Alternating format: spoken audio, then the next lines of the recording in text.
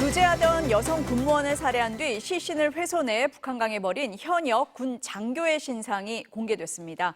오늘 이슈플러스에서는 반복되고 있는 교제 살인 문제부터 짚어보겠습니다. 양지민 변호사, 문소영 기자 나와 있습니다. 어서 오세요.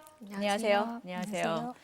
오늘 오전에 신상이 공개가 됐죠? 네, 강원경찰청 홈페이지에 여성 군무원을 살해한 뒤 시신을 유기한 현역 군 장교 38살 양광준의 얼굴과 이름이 공개가 됐습니다. 2010년에 신상정보 공개 제도가 도입된 이후에 군인 신분의 피의자 신상이 공개된 건 이번이 처음입니다. 양광준은 앞서 법원에 신상정보 공개를 취소해달라는 내용의 가처분 신청과 함께 행정소송을 제기하기도 했는데요. 법원은 이를 기각을 했고 결국 검거 열흘 만에 신상이 공개됐습니다. 범행 동기도 나왔죠? 네, 그렇습니다. 양광준은 지난달 25일 오후 3시쯤에 부대 주차장 내에서 자신의 차량에서 내연 관계에 있던 여성 군무원 A씨와 말다툼을 벌이다 살해하고 그날 밤 시신을 훼손한 뒤에 북한강에 유기한 혐의를 받고 있는데요. 이제 가정에 있는 양광준과 미혼인 A씨는 올해 초부터 가까운 사이를 이어가다 양광준의 부대 전근과 또 A씨의 계약 만료를 앞두고 자주 다투게 됐다고 합니다. 사건 당일에도 이 문제로 다투다 더 이상 관계를 지속하기 어렵겠다고 생각해서 범행을 저질렀다고 했는데요. 신상 공개 이전부터 온라인에는 이제 양광준의 이름과 얼굴은 물론이고 육사 출신이다, 자녀가 둘 있는 유부남이다 이런 정보들이 퍼지기도 했습니다. 변호사님, 그런데 이 양 씨가 범행을 숨기기 위해서 여러 가지 은폐를 시도했다 이렇게 나오고 있습니다. 그래서 이게 우발적 범행이 아니라 계획 범죄 아니냐 이렇게 보고 있는데 어떻습니까?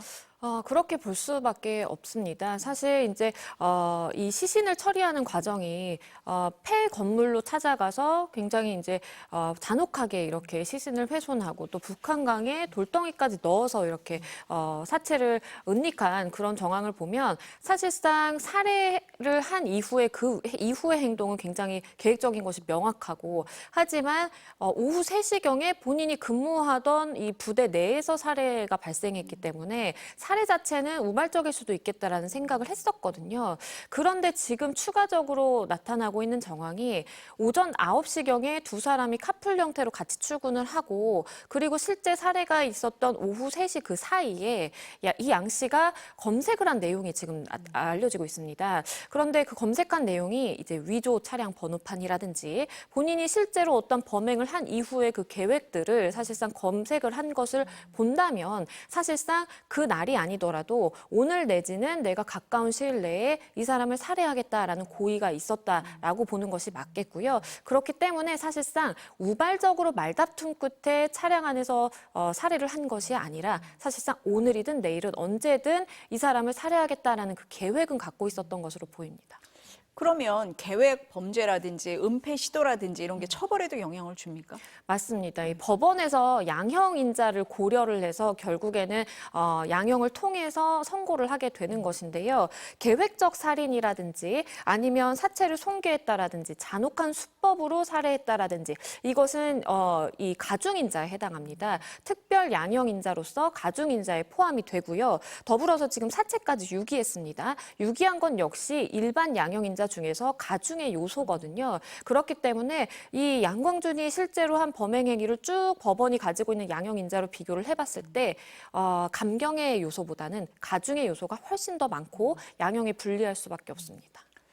문 기자, 최근 일주일 사이에 언론에 난 교제 살인만 해도 3건이에요. 얼마나 많은 겁니까? 네, 작년 한 해만 봐도요. 이제 교제했던 남성에게 살해당한 여성이 49명이고요. 살해당할 뻔한 여성은 158명에 달합니다. 교제 살인으로 이어질 수 있는 이제 교제 폭력도 증가 추세인데요. 2019년에 5만여 건 수준이었던 교제 폭력 관련 112 신고는 올해 9월에 이미 6만 4천 건을 넘어섰습니다. 하지만 이제 신고로는 교제 폭력을 막을 수 없는 게 현실인데요. 왜냐하면 현재 연인 간 폭행은 형법에 따라 처리가 되는데 피해자가 원치 않으면 처벌을 하지 못하게 돼 있기 때문입니다. 피해자 입장에서는 이제 보복이 두렵기 때문에 처벌을 원할 수가 없고 그냥 넘어가면 이제 폭력이 살인으로 이어지는 이런 위험에 노출이 계속되고 있는 상황입니다.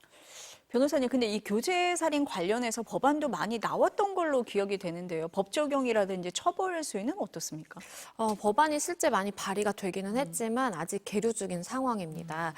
일단 22대 국회에서만 3건이 이제 발의가 됐거든요. 하지만 통과되지 못하고 있는 상황이고요. 이것이 이제 사실 꼭 통과가 되어야 하는 그 필요성 중에 하나는 우리가 가정폭력의 경우, 그러니까 두 사람 간에 교제하던 두 사람 간에 가정을 이루어서 가정 내에서 발생한 폭행 내지는 어떤 폭력 행위에 대해서는 가정폭력의 이제 처벌법, 특례법으로서 처벌하는 법조항이 있습니다. 그런데 그 전 단계라고 볼 수 있는 교제 단계에서의 살인이라든지 폭행이라든지 이런 경우는 사실상 공백의 상태에 놓여 있다고 보는 것이 맞거든요. 왜냐하면 일반 그냥 모르는 남남 간에 발생한 범죄보다 사실 이렇게 교제하는 사이에서 발생한 범죄는 피해자 입장에서 문제 삼거나 실제 고소에 이르거나 이러기가 굉장히 힘듭니다. 그러한 특수성을 고려한다면 사실 교제 폭력 내지는 교제 살인에 대해서 사실상 특별법이 추진이 되어야 될 필요성이 있음에도 불구하고 그렇지 못하기 때문에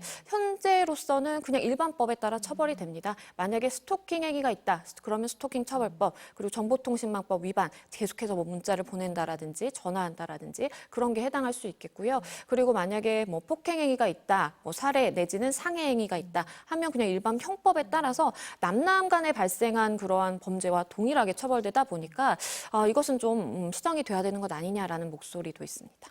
변호사님 말씀을 들어보니까 좀 법이 필요하겠다라는 생각이 듭니다.